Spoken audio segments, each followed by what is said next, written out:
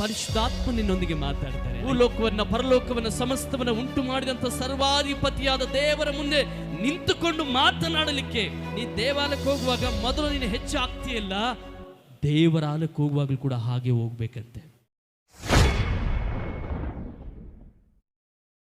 ಚರ್ಚ್ಗೆ ಹೇಗೆ ಬರಬೇಕು, how to come to the church, ಸಂಘಾనికి ఎలాగ రావాలి ಎಂಬುದಾಗಿ ಅದರ ಕುರಿತಾಗಿ ನಾನು ಇವತ್ತು ಮಾತಾಡಲಿಕ್ಕೆ ನಾನು ಹೋಗುವಂತರಾಗಿದ್ದೇನೆ.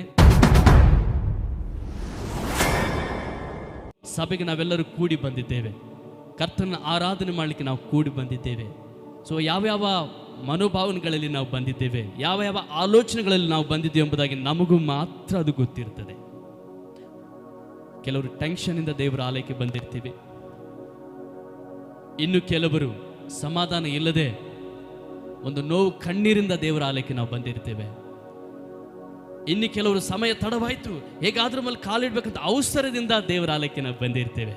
ಅದರ ಸತ್ಯವೇದ ಹೇಳುತ್ತದೆ ಹೇಗೆ ನಾವು ದೇವರ ಆಲಯಕ್ಕೆ ಬರಬೇಕೆಂಬುದಾಗಿ ಸತ್ಯವೇದದಲ್ಲಿ ನಾವು ನೋಡುವಂತರಾಗಿದ್ದೇವೆ. ಪ್ರಸಂಗಿ 5ನೇ ಅಧ್ಯಾಯ 3ನೇ ವಚನ. ದೇವಸ್ಥಾನಕ್ಕೆ ಹೋಗುವಾಗ ನಿನ್ನ ಹೆಜ್ಜೆಯನ್ನು ಗಮನಿಸು, ಮೂಢರ ಯಜ್ಞಕ್ಕಿಂತ ಸನ್ನಿಧಿಯಕ್ಕೆ ಬಂದು ಕಿವಿಗೊಡುವುದು ಲೇಸು. ದೇವಸ್ಥಾನಕ್ಕೆ ಹೋಗುವಾಗ, ದೇವರ ಆಲಯಕ್ಕೆ ಹೋಗುವಾಗ ನಿನ್ನ ಹೆಜ್ಜೆಗಳನ್ನು ಗಮನಿಸಿ ಎಂಬುದಾಗಿ ಸೊಲೊಮೋನನು ಈ ಮಾತನ್ನೇ ಬರೀತಾ ಇದ್ದಾನೆ. ಹಲ್ಲೆಲೂಯಾ. ಸೊಲೊಮೋನನು ಯಾರು? ದೊಡ್ಡ ಅರಸ, ಇಸ್ರಾಯೇಲರ ಒಬ್ಬ ಅರಸನಾಗಿದ್ದಾನೆ. 40 ವರ್ಷ ಇಸ್ರಾಯೇಲರನ್ನ ಆಳಿದಂತ ಅರಸನು ಸೊಲೊಮೋನನಾಗಿದ್ದಾನೆ. ಈ ಸೊಲೊಮೋನನು ದೇವ ಆಲಯವನ್ನು ಸುಂದರವಾಗಿ ಕಟ್ಟಿಸ್ತಾನೆ. ಸುಂದರವಾಗಿ ಕಟ್ಟಿಸಿದ ನಂತರ ಅನೇಕರು ಆ ಆಲಯಕ್ಕೆ ಬರುವುದನ್ನು ನೋಡ್ತಾ ಇದ್ದಾರೆ. ಆದರೆ ಕೆಲವರೆಲ್ಲ ಹೇಗೆ ಬರ್ತಾ ಇದ್ದಾರೆ ಅಂದರೆ ಆಚಾರದಿಂದ ದೇವರ ಆಲಯಕ್ಕೆ ಬರ್ತಾ ಇದ್ದಾರೆ. ವರ್ಷಕ್ಕೊಂದ್ಸಾರಿ ಹೋಗೋದು, ಕುರಿಯನ್ನಾಗಲಿ ಪಾರಿವಾಳವನ್ನಾಗಲಿ ಅಥವಾ ಬೇರೆ ಯಾವುದಾದ್ರೂ ಪ್ರಾಣಿಗಳು ತೆಗೆದುಕೊಂಡು ಹೋಗುವುದು, ಬಲಿ ಕೊಡುವುದು, ಮತ್ತೆ ಬರುವುದು, ಮತ್ತೆ ಹೋಗುವುದು, ಮತ್ತೆ ಬರುವುದು. ಅದು ಒಂದು ಆಚಾರ ಪ್ರಕಾರವಾಗಿ ಅವರು ಬರ್ತಾ ಇರೋದನ್ನ ಸೊಲೊಮೋನನು ನೋಡ್ತಾ ಇದ್ದಾನೆ.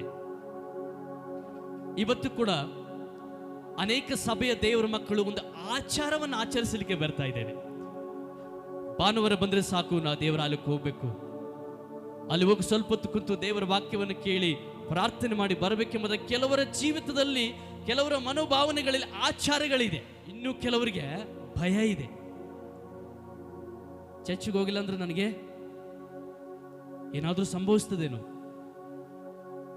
ಅದಕ್ಕೆ ಅಟ್ಲೀಸ್ಟ್ ಕಾಲ್ ಹಾಕಿ ಒಂದು ಸ್ವಲ್ಪ ತಾದ್ರಿದ್ದು ಹೋಗೋಣ. ಅದು ಸೊಲೊಮೋನನು ಹೇಳ್ತಾ ಇದ್ದಾನೆ, ಇವೆಲ್ಲವನ್ನು ಗಮನಿಸ್ತಾ ಇದ್ದಾನೆ. ಅವರು ಮಾಡುವಂತ ಆಚಾರಗಳನ್ನೆಲ್ಲವನ್ನು ನೋಡಿ ಈ ಪ್ರಸಂಗಿ 5ನೇ ಅಧ್ಯಾಯ 1ನೇ ವಚನದಲ್ಲಿ ಬರೀತಾನೆ, ನೀನು ದೇವಾಲಯಕ್ಕೆ ಹೋಗುವಾಗ ನಿನ್ನ ಹೆಜ್ಜೆಗಳನ್ನ ಗಮನಿಸು. ಸೊ ಇಲ್ಲಿ ಸೊಲೊಮೋನ ಹೇಳ್ತಾ ಇದ್ದಾನೆ, ನೀ ದೇವಾಲಯಕ್ಕೆ ಹೋಗುವಾಗ ಮೊದಲು ನೀನು ಹೆಜ್ಜೆ ಆಗ್ತೀಯಲ್ಲ. ಎಲ್ಲಿಂದ ಹೆಜ್ಜೆ ಆಗ್ತೀವಿ ನಾವು? ಎಲ್ಲಿಂದ ದೇವರ ಆಲಯಕ್ಕೆ ನಾವು ಬರ್ತೇವೆ? ನಮ್ಮ ಮನೆಗಳಿಂದ. ನಮ್ಮ ಮನೆಯಿಂದ ದೇವರ ಆಲಯಕ್ಕೆ ನಾವು ಕಾಲಿಡ್ತೇವೆ. ಗಮನಿಸಿ, ನಾವು ಮನೆಯಲ್ಲಿ ಸಿದ್ಧರಾಗ್ತೇವೆ. ಸಿದ್ಧರಾಗಿ ದೇವಾಲಯಕ್ಕೆ ಹೋಗ್ಲಿಕ್ಕೆ ಮೊದಲು ಮನೆ ಹೊರಗಡೆ ಕಾಲಿಡ್ತೇವೆ. ಅಲ್ಲಿಂದ ಚರ್ಚಿಗೆ ಬರತನ ಎಷ್ಟೋ ಹೆಜ್ಜೆಗಳನ್ನು ನಡ್ಕೊಂಡು ಬಂದಿರ್ತೇವೆ. ಸತ್ಯವೇದ ಹೇಳ್ತದೆ, ನೀನು ನಡೆಯುವಾಗ ನಿನ್ನ ಹೆಜ್ಜೆಗಳನ್ನು ಗಮನಿಸು. ಅಂದ್ರೆ ಇದರ ಅರ್ಥ ನಡವಳಿಕೆ ಮತ್ತು ಕ್ರಿಯೆಗಳನ್ನು ಗಮನಿಸಬೇಕಾಗಿದೆ. ನಿನ್ನ ನಡವಳಿಕೆಯನ್ನು ಗಮನಿಸು. ಎಂಥ ನಡವಳಿಕೆಯಿಂದ ನೀನು ಹೋಗ್ತಾ ಇದೀಯಾ?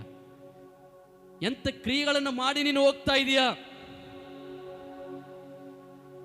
ಈ ವಾರ ನಾನು ಸಭೆಗೆ ಹೋಗ್ತಾ ಇದ್ದೇನೆ, ದೇವರನ್ನ ಆರಾಧನೆ ಮಾಡಕ್ಕೆ ಹೋಗ್ತಾ ಇದ್ದೇನೆ ಎಂಬುದಾಗಿ, ಈ ವಾರವೆಲ್ಲ ನನ್ನ ಜೀವಿತದಲ್ಲಿ ಏನು ನಡೀತು, ನಾನು ಹೇಗೆ ದೇವರಿಗೆ ಜೀವಿಸಿದೆ, ದೇವರ ಸನ್ನಿಧಿಯಲ್ಲಿ ಯಾವ ರೀತಿಯಲ್ಲಿ ಜೀವಿಸಿದೆ ಎಂಬುದಾಗಿ ನೀನು ಯೋಚನೆ ಮಾಡಿ ನಿನ್ನ ಮನೆಯಿಂದ ಹೊರಗಡೆ ಕಾಲಿಡಬೇಕಂತ ಬೈಬಲ್ ಹೇಳ್ತದೆ. ಹೆಜ್ಜೆಗಳನ್ನು ಗಮನಿಸು. ಏನಾದ್ರೂ ಈ ವಾರ ನಾನು ತಪ್ಪು ಮಾಡಿದ್ದೀನ? ದೇವರ ವಾಕ್ಯಕ್ಕೆ ವಿರೋಧವಾಗಿ ದೇವರಿಗೆ ಬೇಸರವನ್ನು ಉಂಟು ಮಾಡುವಂಥ, ನೋವನ್ನು ಉಂಟು ಮಾಡುವಂಥ ಕಾರ್ಯಗಳು ಏನಾದರೂ ಈ ವಾರ ಮಾಡಿದ್ದೀನಾ? ಯಾವುದಾದ್ರೂ ತಪ್ಪಾದ ದಾರಿಯಲ್ಲಿ ನಡೆದಿದ್ದೇನಾ? ತಪ್ಪಾಗಿ ನಾನು ಏನಾದರೂ ಮಾತಾಡಿದ್ದೇನಾ? ಅಥವಾ ದೇವರಿಗೆ ಇಷ್ಟವಿಲ್ಲದ ಕಾರ್ಯ ಏನಾದರೂ ನಾನು ಮಾಡಿದ್ದೇನಾ ಎಂದು ಎಚ್ಚರಿಕೆಯಿಂದ ನಾವು ಪರೀಕ್ಷೆ ಮಾಡಿ ನಮ್ಮ ನಡವಳಿಕೆಯನ್ನು ಗಮನಿಸಬೇಕಂತ ವಾಕ್ಯ ಹೇಳುತ್ತೆ. ಹಲ್ಲೆಲೂಯಾ. ಮನೆ ಹೊರಗಡೆ ದೇವಾಲಯಕ್ಕೆ ಹೋಗುವ ನೀನು ಕಾಲಿಡುವಾಗಲೇ ನೀ ಧ್ಯಾನ ಮಾಡಬೇಕು. ಏನು ನಾನು ಈ ವಾರದಲ್ಲಿ ದೇವರಿಗೆ ಇಷ್ಟವಿಲ್ಲದ ಕಾರ್ಯ ಮಾಡಿದೆ? ಏನಾದರೂ ತಪ್ಪಾಗಿ ಮಾತಾಡಿದ್ದೀನ, ಅಥವಾ ತಪ್ಪಾಗಿ ಏನಾದರೂ ಯಾರ ಜೊತೆ ಆದರೂ ನಡ್ಕೊಂಡಿದ್ದೀನ, ದೇವ್ರಿಗೆ ಇಷ್ಟವಿಲ್ಲದ ಕೆಲಸ ಏನಾದರೂ ಮಾಡಿದ್ದೀನಿ ಎಂಬುದಾಗಿ ಯೋಚನೆ ಮಾಡಿ ನೀನು ಮುಂದೆ ಕಾಲಿಟ್ಟು ನಡೆಯುವಾಗ ಪರಿಶುದ್ಧಾತ್ಮ ನಿನ್ನೊಂದಿಗೆ ಮಾತಾಡ್ತಾರೆ. ಅಯ್ಯೋ, ಆ ದಿನ ನೀನು ಹೀಗೆ ಮಾಡಿದ್ಯಾ, ಆವತ್ತು ನೀನು ಹೀಗೆ ಮಾಡಿದ್ಯಾ, ಆ ದಿನ ನೀನು ಈ ರೀತಿಯಾಗಿ ನಡ್ಕೊಂಡಿದ್ಯಾ ಎಂಬುದು ಯಾವಾಗ ಪರಿಶುದ್ಧಾತ್ಮ ನಿನಗೆ ಮಾತಾಡ್ತಾನೋ ತಕ್ಷಣವೇ ಅದನ್ನು ಸರಿಪಡಿಸಿಕೊಂಡು ದೇವರ ಆಲಯದಲ್ಲಿ ಕಾಲಿಡಬೇಕಂತೆ. ಹಲ್ಲೆಲೂಯಾ. ಸತ್ಯವೇದ ಹೇಳ್ತದೆ, ನೀನು ಸಭೆ ಒಳಗಡೆ ಬರುವಾಗ ಯಾರ ಮೇಲಾದರೂ ಏನಾದರೂ ಇದ್ದರೆ ನಮ್ಮ ಕಾಣಿಕೆನ ಏನು ಮಾಡಬೇಕಂತೆ, ಅಲ್ಲೇ ಬಿಟ್ಟು ಸರಿಪಡಿಸ್ಕೊಂಡು ಹೋಗಿ ಕಾಣಿಕೆ ಹಾಕ್ಬೇಕಂತ ವಾಕ್ಯ ಹೇಳುತ್ತೆ. ಅಂದರೆ ಇದರ ಅರ್ಥ ನೋಡಿ, ದೇವರ ಹತ್ರ ಬರಬೇಕಾದ್ರೆ ಎಂಥ ನಿರ್ಮಲತೆಯಿಂದ ಬರಬೇಕು, ಎಂಥ ಸರಳ ಹೃದಯದಿಂದ ದೇವರ ಬಳಿಗೆ ಬರಬೇಕು, ಎಂಥ ಪರಿಶುದ್ಧತೆಯಿಂದ ದೇವರ ಬಳಿಗೆ ಬರಬೇಕು. ಹಲ್ಲೆಲೂಯಾ. ನಡವಳಿಕೆಯನ್ನು ಗಮನಿಸಬೇಕು. ಎಲ್ಲಿಂದ? ನಿನ್ನ ಮನೆಯಿಂದ ಹೊರಗಡೆ ಕಾಲಿಡುವಾಗಲೇ ನಿನ್ನ ನಡವಳಿಕೆಯನ್ನು ಗಮನಿಸಿ ದೇವರ ಆಲಯದಲ್ಲಿ ಹೆಜ್ಜೆಯನ್ನು ಇಡಬೇಕಾಗಿದೆ. ಯಾರ ಮನೆಗೆ ನೀವು ಹೋಗ್ತಾ ಇದ್ದೀವಿ? ನಮ್ಮ ಮನೆಯಿಂದ ಯಾರ ಮನೆಗೆ ಹೋಗ್ತಾ ಇದ್ದೇವೆ? ಹೇಳಿ ಜೋರಾಗಿ, ಯಾರ ಮನೆಗೆ ಹೋಗ್ತಾ ಇದ್ದೇವೆ? ದೇವರ ಮನೆಗೆ, ಪರಿಶುದ್ಧನ ಸಹವಾಸದ ಮನೆಗೆ, ಪರಿಶುದ್ಧರ ಮಕ್ಕಳ ಕೂಟದಲ್ಲಿ ನಾವು ಹೋಗ್ತಾ ಇದ್ದೇವೆ. ದೇವ ಮಕ್ಕಳ ಸಹವಾಸದಲ್ಲಿ ನಾವು ಕಾಲಿಡ್ತಾ ಇದ್ದೇವೆ. ಭೂಲೋಕವನ್ನು ಪರಲೋಕವನ್ನು ಸಮಸ್ತವನ್ನು ಉಂಟು ಮಾಡಿದಂಥ ಸರ್ವಾಧಿಪತಿಯಾದ ದೇವರ ಮುಂದೆ ನಿಂತುಕೊಂಡು ಮಾತನಾಡಲಿಕ್ಕೆ, ಆತನ ಜೊತೆ ವ್ಯವಹಾರವನ್ನು ಮಾಡಲಿಕ್ಕೆ ನಾವು ಹೋಗ್ತಾ ಇರೋದ್ರಿಂದ ತುಂಬ ಭಾಳ ನಾವು ಪರೀಕ್ಷೆ ಮಾಡ್ಕೋಬೇಕಂತೆ.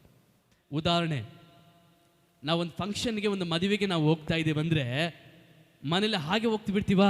ಈಗ 10 ಗಂಟೆ ಆಯ್ತಪ್ಪ, ಈಗೆಲ್ಲ ಫಂಕ್ಷನ್ ಸ್ಟಾರ್ಟ್ ಆಗಿರ್ತದೆ ಎಂಬುದ ಹಾಗೆ ಹೋಗ್ತೀವಾ ಅಥವಾ ಸಿದ್ಧರಾಗಿ ಹೋಗ್ತೀವಾ? ಹೇಗೆ ಸಿದ್ಧವಾಗ್ತೀವಿ? ಒಳ್ಳೆ ಬಟ್ಟೆಗಳನ್ನು ಹಾಕ್ಕೊಳ್ತೀವಿ, ಒಳ್ಳೆ ರೀತಿಯಲ್ಲಿ ನಮ್ಮ ಕೂದಲುಗಳನ್ನು ಬಾಚಿಕೊಳ್ತೇವೆ, ಒಳ್ಳೆ ರೀತಿಯ ಚಪ್ಪಲ್ಗಳನ್ನು ಹಾಕ್ಕೊಳ್ತೀವಿ, ಸ್ವಲ್ಪ ಹೊತ್ತು ಕನ್ನಡಿ ಮುಂದೆ ನಿಂತ್ಕೊಳ್ತೀವಿ. ಏನಾದರೂ ನಾನು ಸರಿ ಮಾಡ್ಕೋಬೇಕಾ, ಏನಾದರೂ ನಾನು ಸರಿಪಡಿಸ್ಕೋಬೇಕಾ? ಕನ್ನಡಿ ಮುಂದೆ ನಿಂತ್ಕೊಳ್ಳುವಾಗ ನಮಗೆ ಕಾಣಿಸ್ತದೆ, ಓ ಈ ಭಾಗದಲ್ಲಿ ನಿನ್ನ ಸರಿ ಕಾಣ್ತಾ ಇಲ್ಲ, ನಿನ್ನ ಗುಂಡಿಯನ್ನು ಸರಿ ಹಾಕ್ಕೊಂಡಿಲ್ಲ, ನಿನ್ನ ಪಿನ್ನನ್ನು ಸರಿಯಾಗಿ ನೀನು ಇಟ್ಕೊಂಡಿಲ್ಲ. ಅದನ್ನು ನೋಡುವಾಗ ತಕ್ಷಣ ನೀನು ಸರಿಪಡಿಸ್ಕೊಳ್ತೀಯ. ಅಲ್ಲಿಂದ ತಿರುಗಿ ಆ ಫಂಕ್ಷನ್ ಬಳಿಗೆ ನೀನು ಬರ್ತೀಯ, ಅಲ್ಲೂ ಬಂದರೂ ಕೂಡ ಒಂದ್ಸಾರಿ ನೀನು ಪರೀಕ್ಷೆ ಮಾಡಿಕೊಳ್ತೀಯ. ಹೌದಾ ಇಲ್ವಾ? ಅಲ್ಲಿ ನಿಂತ್ಕೊಂಡು ಚೆನ್ನಾಗಿ ಬಾಚ್ಕೊಂಡು, ಒಳ್ಳೆ ರೀತಿಯಲ್ಲಿ ಬಾಚ್ಕೊಂಡು, ಸರಿಯಾಗೆಲ್ಲ ಮಾಡಿಕೊಂಡು ತಿರುಗಿ ಅದರೊಳಗಡೆ ಕಾಲಿಟ್ಟಿದ್ದೇವೆ. ಸೊ ನಾವು ಕೂಡ ಹಾಗೆ ಮಾಡ್ತೀವಿ.